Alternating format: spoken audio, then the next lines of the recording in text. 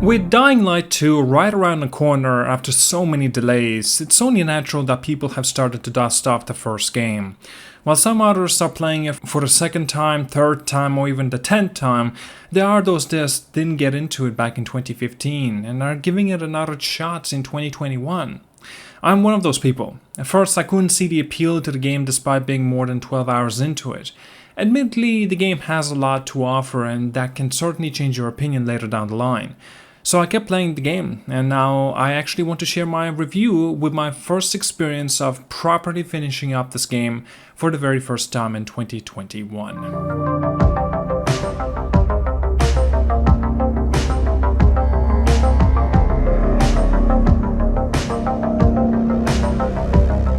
So let's get the obvious bad out of the way, the story.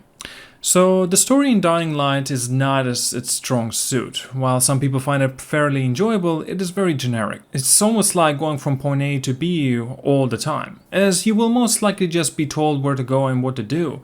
Now the characters are not just that interesting either, and the antagonist feels like a Far Cry villain knockoff, which is unfortunate because good writing could have made Dying Light exceptional since it's usually a rare for the zombie game. Not to mention that even if you keep playing the story and expect it to get better, the final boss sequence is just awkward, that leaves much to be desired. That being said though, if we judge the game's story by zombie game standards, it's not that bad, and it does the job of pointing out you through the missions just fine.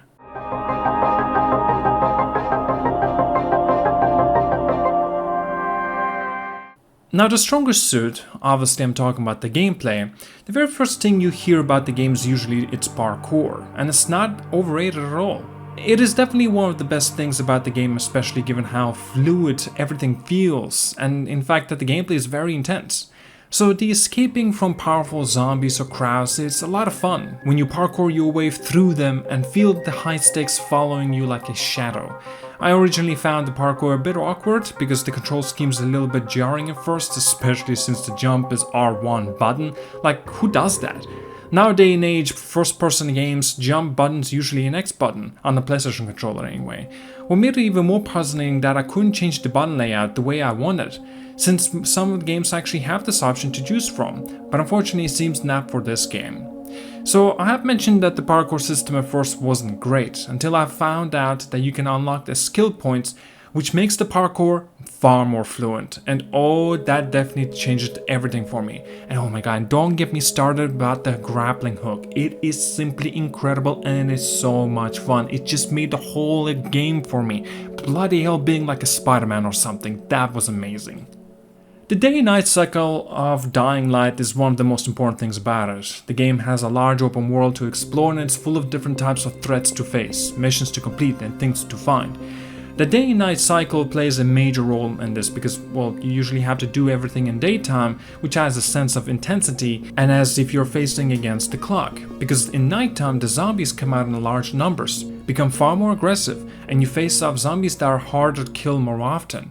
I just wish it would have been more of a reason for me to play the game during the night, only to increase the numbers of points that you receive and doubling pretty much everything just isn't worth it, at least to me. The AI of the game in terms of zombies and enemies is generally pretty good, especially since you can feel the difference between the situations that you end up in regarding the zombies. In daytime, having good weapons can make a great way to tackle all the threats, but at night you're better off avoiding most of the fights, since it's usually not worth it because volatile zombies can pretty much clap you just like that. There are shortcomings to the AI as well. Human enemies are seriously useless, and you can just easily avoid them by going on your merry way. In fact, human enemies aren't that great. The only way to get through their forces, especially the ones like carrying rifles, is to have a rifle of your own and shoot them down. Otherwise, using a melee weapon against the auto rifles is just a death sentence. Oh, and don't remind me of rifles. They are horrible, especially the handling and the controls. Anyway, that's just the experience I felt during the console's playthrough. The combat is another strong point of the game, as there are a lot of fluid animations and have a tons of options in which you can either aggressively fight enemies or avoid combat.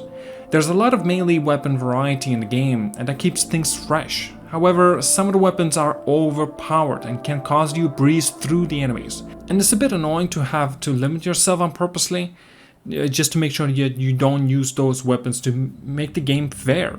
Melee combat in general is definitely fun, but you cannot always rely on it too much, as mentioned before. Furthermore, the crafting in the game is useful. Now, a good way to keep things engaging as well. But it can get very tedious because you have to look everywhere for parts instead of finding certain ingredients in specific places. So most of the times you will just not resort to crafting since it's redundant. And it's a shame because an open world game that would have really come in handy. Oh my god, don't get me started about the more convenient way of fast traveling. That would have actually made certain things in the gameplay loop feel less kind of repetitive, such as going to a certain place for more materials or just going back to somewhere you like to explore or perhaps left an activity in. Now, the game does have a fast travel which unlocks later on in the story, but it's not as convenient as it could have been. It just lets you enter different maps which are pretty big. Were it not for the grappling hook and a fluid parkour, the game would have been far more annoying to explore.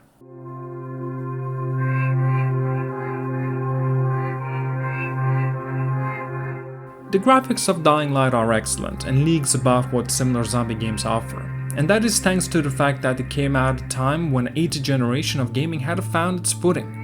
Dying Light 2 definitely looks far better even in a simple glance of its recent showcase, but Dying Light 1 still has great level of details and the world is not abnormally grim, which is something that similar games often suffer with.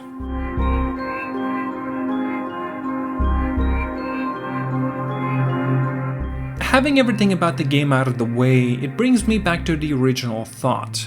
The fact that I found the game not as good as everyone says so, and why the others are considering it such a great experience. Playing through the game for so long, I completely understand the appeal even if I don't agree in some ways, because zombies games are usually rushed or made with the multiplayer as the main focus in mind. Dying Light is not a game that is too linear and story based, nor is the game that has no story and only lets you fight zombies. It has a good balance of these two things and allows the player to have freedom. Great graphics, a tolerable story, variety in zombies and combat, and a world to explore make Dying Light stand out. These things might not sound as too rare for other genres of video games, but it's not very common for single player experiences centered around zombies. Especially since like Dead Island 2 never got made with a continuous pass of developers with the development hell, and Dying Light 2 itself is taking forever to come out with multiple delays. Another good reason is that the game's polish is high quality, which is something many games in genre suffer with, as such as the Days Gone, for the example of the game that was launched with horrible technical problems and turned many people away from it. In fact, I actually really enjoyed Days Gone though, and I can definitely see its appeals. So it has caused a great appreciation for the game from the gaming community over the years, and many people like myself gave it a try despite not liking it initially too, just to see what was all this hype about.